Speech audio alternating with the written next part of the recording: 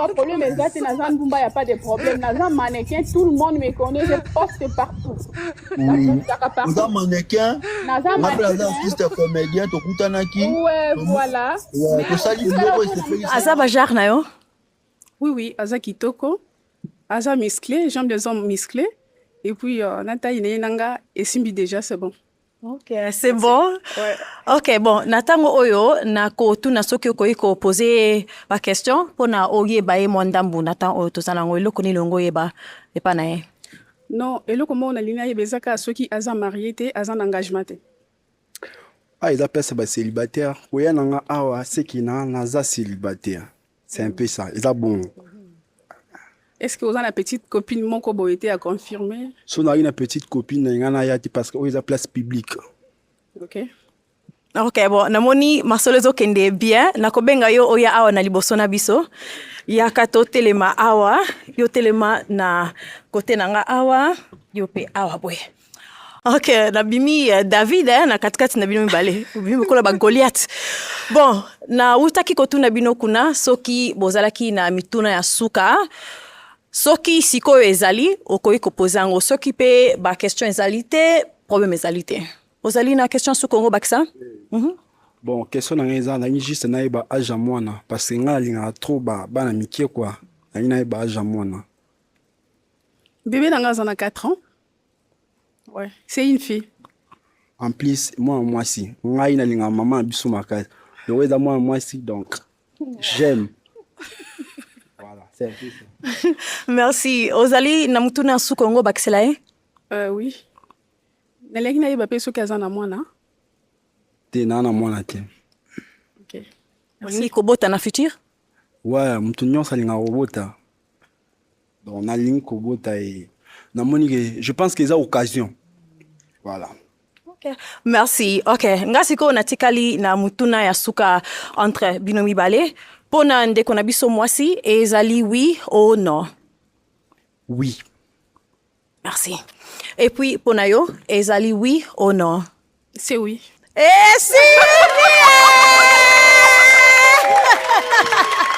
Boka balona. Boka go. Nazo micro na yo, zwa mwasi na yo bokende. Bobeta maboko botika jali. Ayebi singa ekosimba te. Donc il y a pas moyen que le Bumbashi. Bon, na yebite na te kalisute. Azo nga cherche, ou bien na sani. Donc na sa isute yende il faut manope sanga mbongo. So ezande wana ngana za d'accord hein. Non mais parce que so za charge na yema comme surtout wana parce que azo pesa déjà même ataza na mbongo te apesi o aza nango moni atikali na ndambo abi. C'est vraiment un homme. Madame, oui. Parce que j'ai trouvé quelqu'un que je cherchais depuis longtemps. Oh, merci beaucoup. Mais ça, grâce à bien producteur, il y a Moussalane Yango, hein? Ouais, Kosangi Sabatu. Ouais. Pona Bolingo, Penza. Oh, that was so sweet. C'est très mignon. Bon, donc, ça, le loco mobile, c'est ça là. Donc, azo pesa, azo like ça paye azo mobile. Ouais. Mais ça peine à base, me soupe baringo, c'est l'homme ya bango. Utala loko pa base me soupe moi là, bangi pe base l'homme ko pesa bango pe moi. You know, motivation mo bona vie na bango, basa mo loko moko. Exacte que o kanese bele, mo bebe ba kanesa bele. So banzo kanese bebe. Et loko kanese kute ezakutu wana te. Faut osana to be on trust. Faut truster partenaire na yo. Truster. Bon, c'est pas vraiment naza trop collé. Regardez ce qui va se passer ici.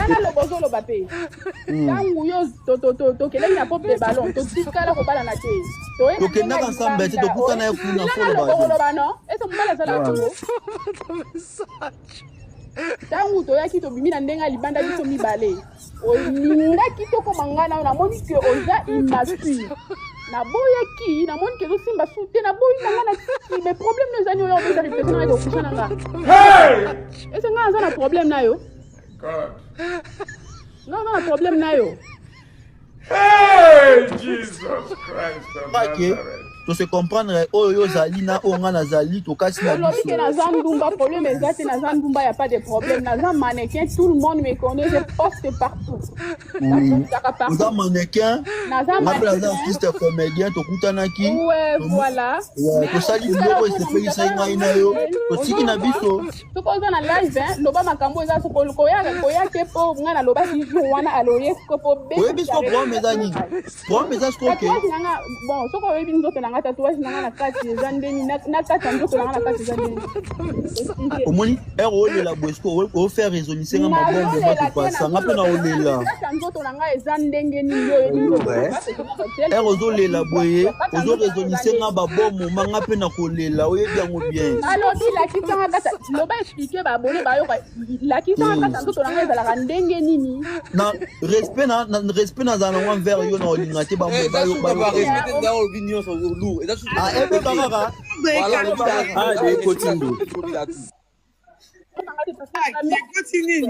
Ndoki nanga aza na posa ya papa responsable na zala na place moko ya te yo pesa papa wana siko ba opesa yo loko yo lingaka te nga na oto ebi loko yo lingaka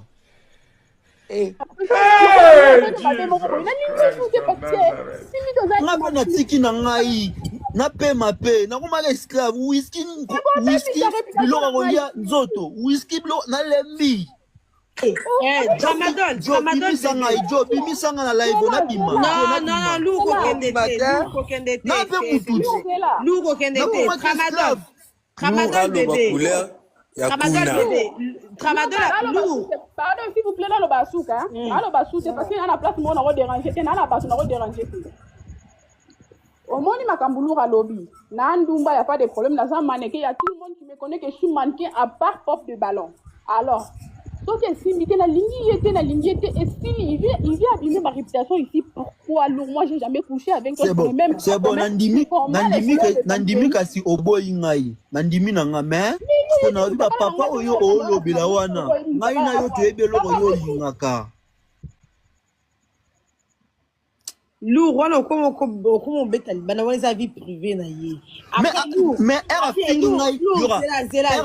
Adenize nga munoko solo. Elle vie privée. Non, yura nga pe pardon s'il vous plaît. Là on a répondre na poser une question. A poser une question à lobi aza ba tatouage na ye. Loba tatouage oya zala ona nzoto. Yo lobi ki a olela yo loba biso parce que même toi poser une question mais bimisa comment tatouage c'est ya nini? C'est tout. Merci le comment tu l'as loba yangwana alobi le comment très simple. On a parlé de tatouage na sanjoto na eza partie nini eza pour bon matin. Omoni tatouage wa nyoka bacha na sima mukongo wana. Tatouage wa nyoka ba fiba ko mo na sima mukongo. Ekenda tu wa pesa. Et comment ko pemeni na kombayete mutabeta ngwa comme ça ngo pemeni ya place ya pemeni ya place niebimaka donc boiskizenga mpona terre ekomasko pemeni wana Ramadan nanzela matadi c'est là papa blague Ramadan non personne numéro nanga entre biso ba fille tindelanga na confirmer s'il te plaît na confirmer Pour commencer, je salue M. BM, le producteur de l'émission Pop the Ballon of Congo, et Madame Dayoun, la représentatrice de l'émission Pop des Ballons of Congo. Mes respects. En fait, je viens faire cette vidéo pour vous, mes abonnés. Concernant la vidéo que Lourd a postée hier soir, j'ai reçu beaucoup de messages en privé. Donc, ils ont posé une question. Je me suis dit, je ne saurais pas vous répondre un à un. Vous m'aider à poser la vidéo puisqu'il vous comprendre. Et je réponds d'abord à la dame qui m'a posé la question que Ozana Matanga te. Oui, madame Nazana Matanga, j'ai perdu un autre cher, mon papa. Donc je ne suis même pas censée venir ici pour Sabino pour le baba bêtise et les réseaux sociaux. En fait, vidéo wana na yoka kiango esala kinga pasi mingi na sepela kinango te. Et puis d'ailleurs, quand je suis en deuil, je vu le monsieur a posté ma vidéo na ye. excusez-moi pour le terme, akataki bilamba, atikaki ba, soi-disant ba ma belle libanda pour danser, genre et tout. Moi, j'ai pas aimé. Et puis, dans mon vidéo, on a tiens likolo.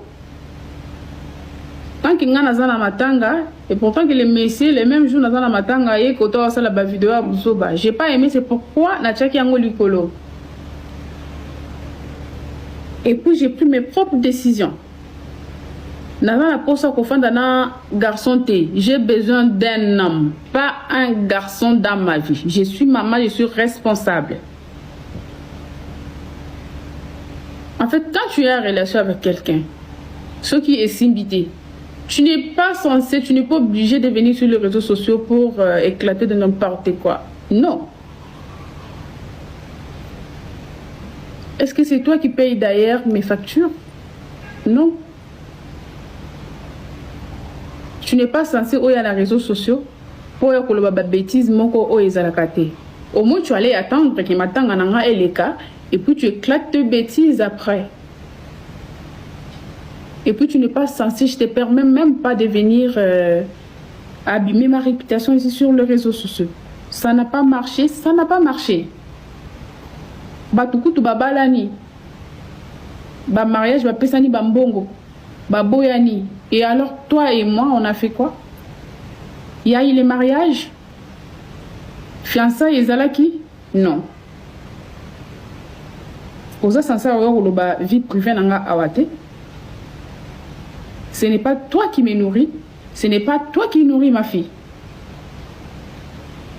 Alors avant oya na réseaux sociaux, si tu as besoin de te buzz, tu ne viens pas avec ma réputation. Toute seule. Moi, j'ai pris mes décisions.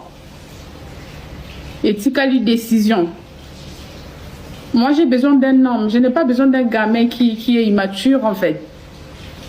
C'est pourquoi j'ai décidé. Je me suis dit non.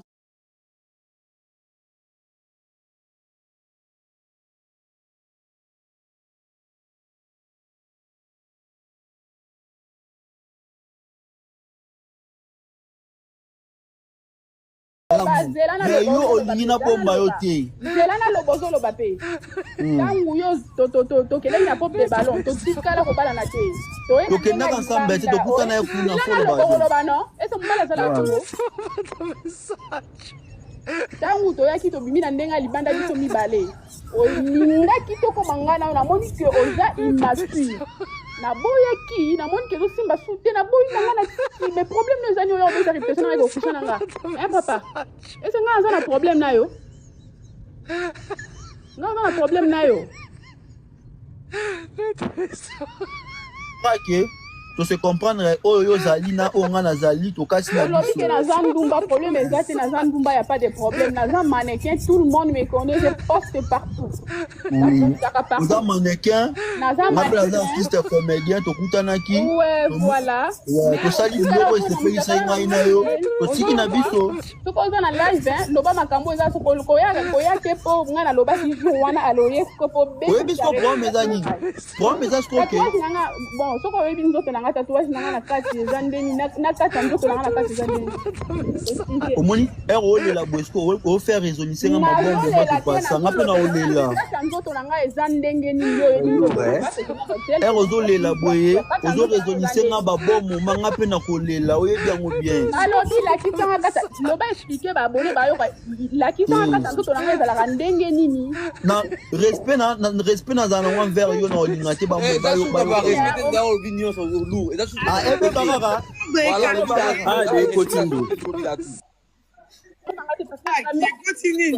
Ndoki. Azana posa ya papa responsable na zala na place moko ya te ya ba papa wana siko ba opesa eloko yo lingaka te ngana o tuebi eloko yo lingaka lokola nga na sali mabe moko boy na ninyo sute parce que simi to za nga na tiki na ngai na pe mape na komaka esclave whisky biloko kolia nzoto whisky biloko na lembi bimisanga na live na bima non luko kende te na pe kututi luko kende te Ramadan bébé Tramadol lourd. Pardon, s'il vous plaît, dans le basouk, hein. Dans le basouk, c'est parce qu'il y a la place, moi, on a dérangé. Dans la place, on a dérangé. Au moins, il m'a camboulou à lobby. Nandumba, il n'y a pas de problème. Dans un mannequin, il y a tout le monde qui me connaît que je suis mannequin à part pop de ballon. Alors, donc, si il était la ligne, et s'il vient abîmer ma réputation ici, pourquoi lourd? Moi, j'ai jamais couché avec toi. C'est bon, Nandimi kasi oboyi ngai. Nandimi nanga mais on a vu papa oyo olobi la wana. Ngai na yo toyebi loko yo lingaka. Lourd, voilà comment bête Taliban, on les a vie privée na yé. Mais elle a fait ngai yora. Adeni nga munoko solo. Elle vie privée. Non, yora ngape pardon s'il vous plaît. Là on a répondre on a posé une question. A posé une question à lobby hein, azaba tatouage na yé. Loba tatouage oyi azala on a nzoto. Yo lobi ki a olila yo loba biso parce que mon t'a posé une question. Mais bimi ça comment tatouage c'est un nini? C'est tout. Merci le comment tu as loba yangwana à lobby le comment très elle a parlé de tatouage na sanjoto là et ça partie nini et ça pour son bon matin. Omoni tatouage wa nyoka bachana na sima mukongo wana. Tatouage wa nyoka ba fiba komo bachana na sima mukongo. Ekenda tiwa pesuka tiwa. Et comment est-ce que pemeni na komplete mutabeta ngwa comme ça ngo pemeni ya place ya nyebi maka. Donc bo excusez nga pour na terre. Et comment est-ce que pemeni wana? Ramadan. Nanzela matadi. C'est là, papa blague. Ramadan. Non, personne numéro n'a entre bis ba fille, tu n'as pas confirmé, s'il te plaît. La confirmation.